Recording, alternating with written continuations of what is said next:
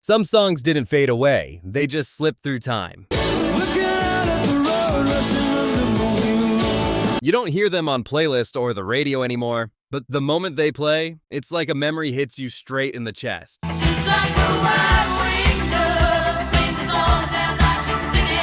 These are 10 underrated songs that deserve a comeback. The forgotten gems that once defined a moment and still remind the world what real music feels like. Number 10, Brandy, You're a Fine Girl, Looking Glass.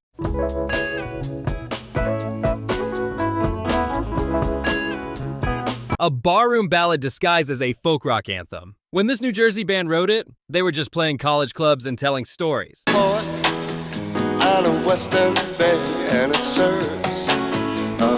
The group formed at Rutgers University, and Brandy was inspired in part by real bars and docks the band knew from the Jersey Shore. But Brandy, the tale of a lonely barmaid in a harbor town, struck a universal chord. The band originally released it to little attention until a Washington, D.C. DJ flipped the record and started playing it non-stop, turning it into a surprise hit almost by accident. The sailors said, Brandy, you're fine, you're fine.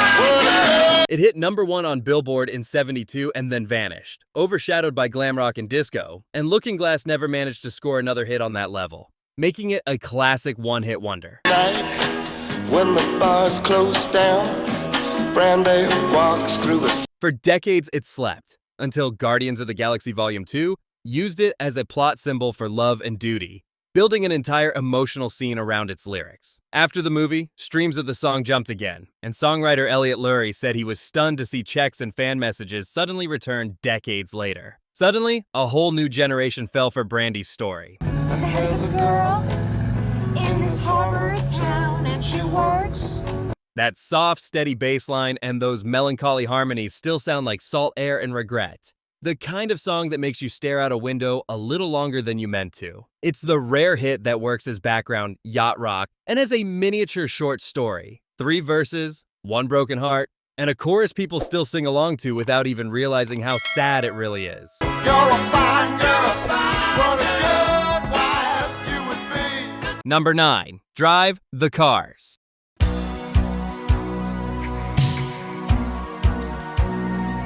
No band captured the cool of the 80s like the Cars, but this song was their slow burn. Written by Rick Ocasek and sung by bassist Benjamin Orr, Drive was a departure, a fragile electronic ballad about helpless love.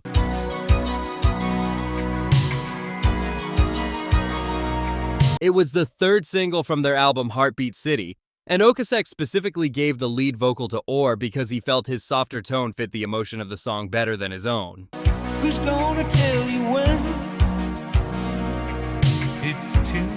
It peaked at number 3 on Billboard in the US, but it actually went even further in other countries, reaching number 1 in Canada and becoming one of their biggest international hits. The glossy, futuristic music video, directed by Timothy Hutton and featuring Okasek's future wife Paulina Poroskova, was in heavy rotation on MTV and helped cement the track's moody, late-night feel. Yet it still quietly faded while the band's rockier hits kept spinning on classic rock radio.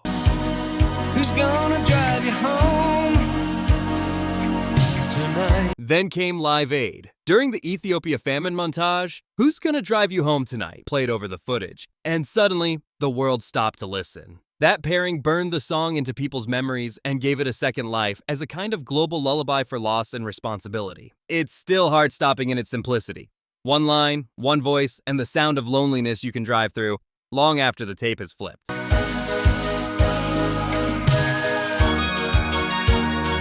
Number 8, Baker Street, Gerry Rafferty.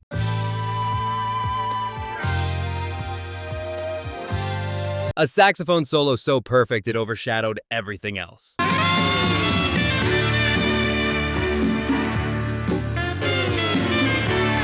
Scottish songwriter Gerry Rafferty wrote Baker Street about feeling lost between success and isolation, inspired by nights spent crashing at friends' flats in London and wandering along Baker Street trying to figure out his future. He wrote it in the aftermath of legal battles with his old band Steelers Wheel, which left him stuck and frustrated even as his career should have been moving forward. Winding your way down on Baker Street.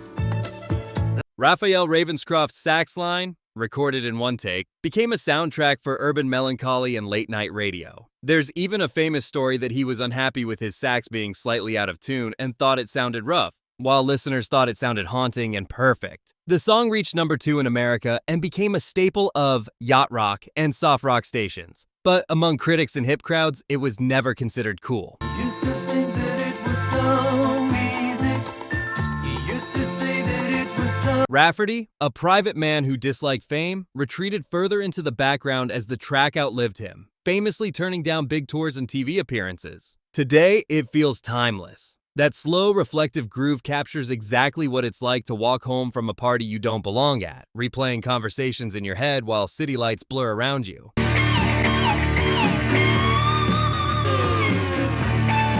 It's one of those songs you might not know by name, but the second that sax comes in, you remember exactly how it feels.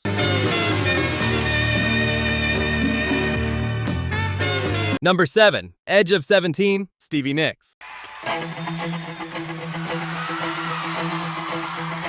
The rumble of a 12-string guitar. The voice of a woman rebuilding herself.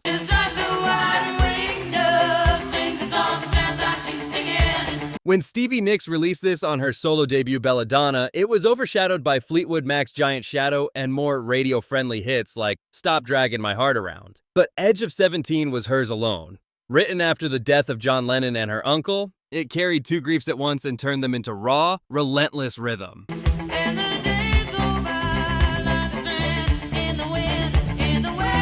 The title came from a misheard phrase. Her friend's southern accent turned Age of 17 into Edge of 17, and Stevie kept it because it sounded mysterious and powerful. That chugging 16th note guitar pattern played by Waddy Wachtel on a 12-string became one of the most recognizable intros in rock. On stage, Nicks would spin and stomp through it like a woman using music to stay standing. Just like a wide-winged dove, sings a song, sounds like she's singing. It's a song of grief and survival disguised as rock. For years, it lived quietly on classic rock stations, until a whole new generation found it through School of Rock, Destiny's Child's Bootylicious sample, and later TikTok edits and movie trailers. That famous white-winged dove line still soars like a rebel angel with nothing left to lose, reminding you that pain and power can live in the same voice, and that sometimes the loudest songs are the ones about the quietest heartbreaks.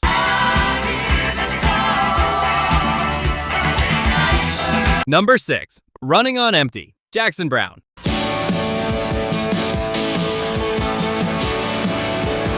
You can almost smell the asphalt. Jackson Browne wrote this song while touring across America, literally composing verses in the backseat of his car and during drives between shows.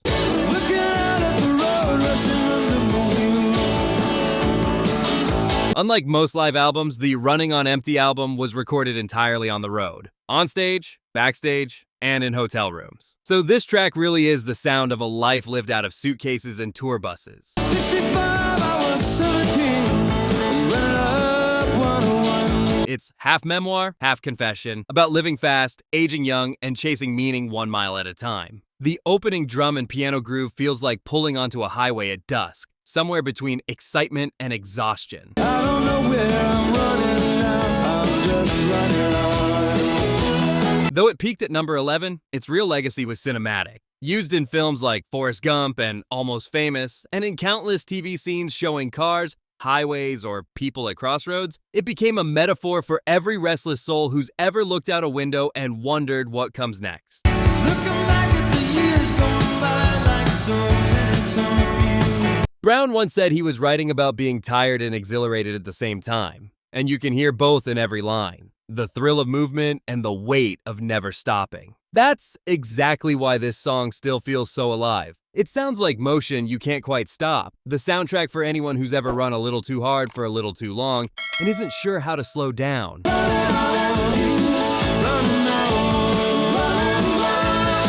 Number 5. The Boys of Summer, Don Henley.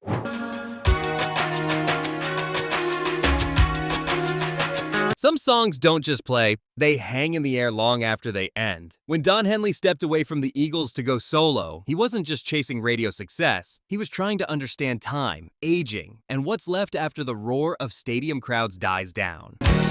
Nobody on the road, nobody on the beach. Working with Mike Campbell from Tom Petty's Heartbreakers, he shaped The Boys of Summer out of pure dusk, shimmering guitars, echoing drums, and words that sound like they've already lived an entire life.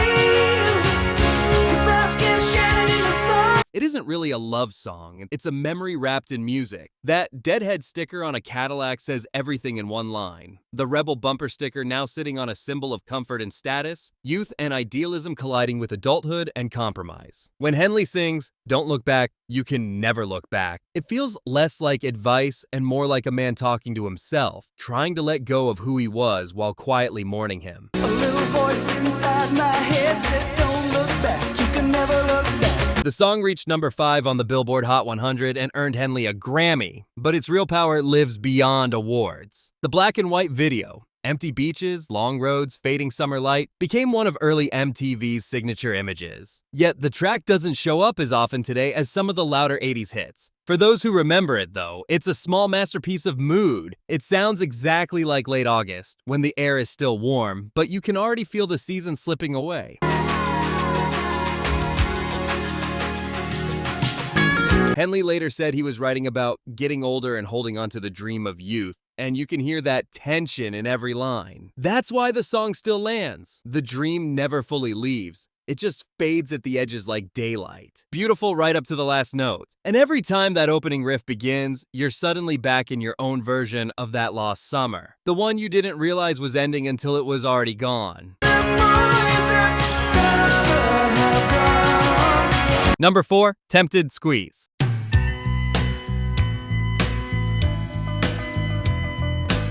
It's the smoothest breakup song you've ever almost danced to. Written by Chris Difford and Glenn Tilbrook, Tempted was a masterclass in British soul pop. I bought a toothbrush, some toothpaste, a flannel for my face. The arrangement is so warm and polished that you almost miss how sad the lyrics really are. Missed flights, cheap motels, and the slow crumble of self-control. It also marked a rare moment where Carrick, not Tilbrook, stepped up as lead singer, giving the track a different shade from the rest of Squeeze's catalog. Tempted by the fruit of another. It never cracked the top 40, but over time it quietly infiltrated culture. Commercials, airline ads, soundtracks, even reality bites, and countless road trip playlists. DJs loved it as a familiar but not overplayed track, which helped it age better than some bigger hits of the era. At my bedside, empty pocket, a foot without a sock. It's that rare song where the more you listen, the deeper the pain gets. Carrick's velvet voice croons about temptation and guilt with no judgment, no bitterness, just weary truth. It's the sound of someone too tired to lie, too human to stop feeling, which is why it still pops up whenever a movie needs heartbreak with a smile on its face.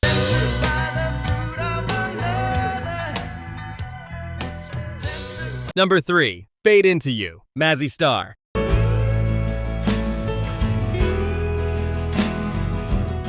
Few songs capture loneliness this beautifully. Released in 1993, Fade Into You drifted quietly across the airwaves, a ghost of a melody in the middle of grunge chaos. I wanna hold the hand inside you.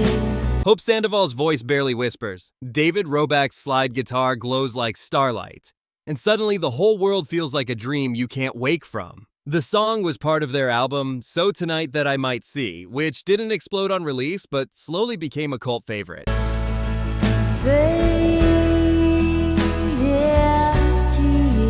It only reached number 44 on Billboard, but it became eternal, showing up in Twin Peaks, The Return, Charmed, Euphoria, Lord of War, and 1,000 heartbreak playlists made by people who didn't even know the band's name at first.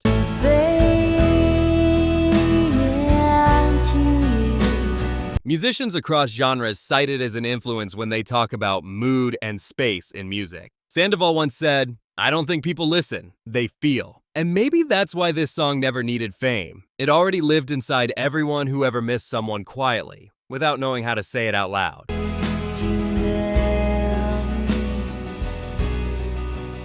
Number 2, Don't Dream It's Over, Crowded House.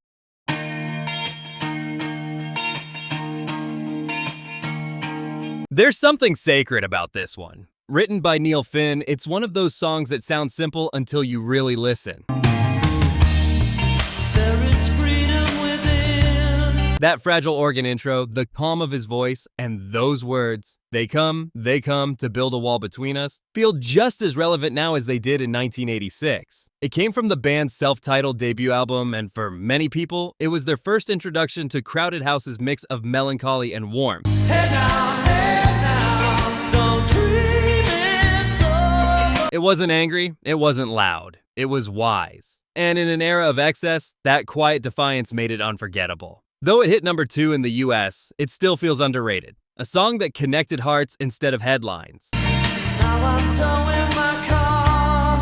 There's a hole in the roof. It's been covered by everyone from Sixpence None the Richer to Miley Cyrus, and used in charity events and protest contexts because of its gentle, unifying message. Now I'm towing my car. There's a hole in the... Decades later, Finn's son re-recorded it, proving some melodies belong to every generation, passed down like a story that never stops being true.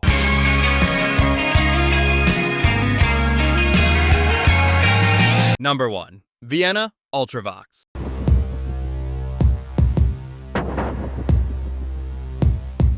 It's poetic irony. The most elegant song of the 1980s lost the number 1 spot to Shut Up You Face. We walked in the cold air. And Midyear and Ultravox crafted Vienna as an art film in sound. A synth ballad painted with melancholy and grandeur. Inspired by post-war European cinema and the faded glamour of old cities, it was meant to sound timeless, like walking through a city that remembers you long after you've gone. The song helped define the new romantic synth-pop movement, showing that electronic music could be emotional, not just cold and futuristic. A man in the dark in a picture frame, so mystic and soulful. The music video, fog, candlelight, snow, and Gerry wandering through shadowy alleys, became an early MTV masterpiece, influencing the look of countless 80s videos that wanted to feel cinematic. And yet, it's still one of the most criminally overlooked songs of its era. The feeling is gone, only you and I, it means In the UK, it stalled at number 2, famously blocked from the top spot by a novelty song, which later led to polls calling it one of the greatest number 2s of all time.